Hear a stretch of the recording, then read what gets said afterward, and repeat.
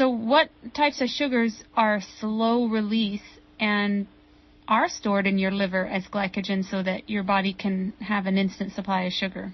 Sucrose, glucose, fructose, and lactose are very good, well metabolized sugars.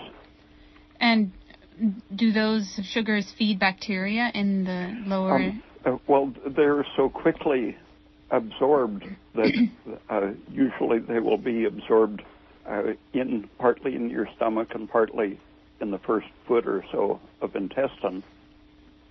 And the presence of fructose partly blocks the release of insulin and partly changes the effect of insulin so that it helps to direct some of the glucose into the liver while blocking its storage as fat.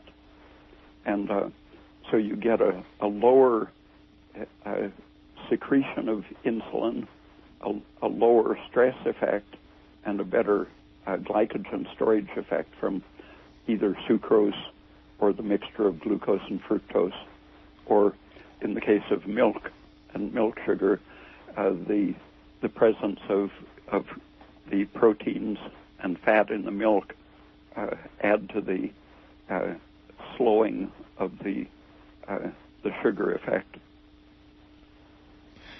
I wondered how many grams of sugar would you say would be a good, healthy amount? Because I know definitely with things like calories, they're pretty well understated by government standards, as are several other levels of certain nutrients, etc. But what would you say as an intake of sugar would be a good, healthy intake? Well, it depends on your total caloric requirement, right. And right.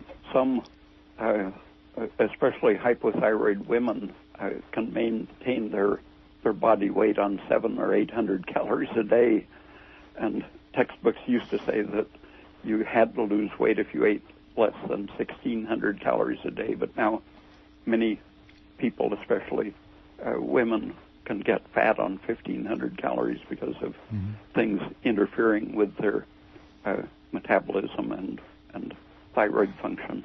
But if you have a healthy metabolism and can burn between 2,000 and 3,500 calories a day, then your carbohydrate requirement is going to be somewhere in the range of 180 grams to 350 grams.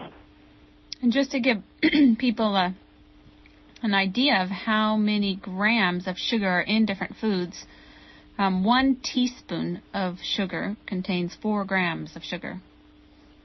So it's actually not very much. You might think 1 teaspoon of sugar has a lot, and if you need 180 minimum per day to keep your liver happy, in comparison, 1 cup of brown rice contains 41 grams of sugar.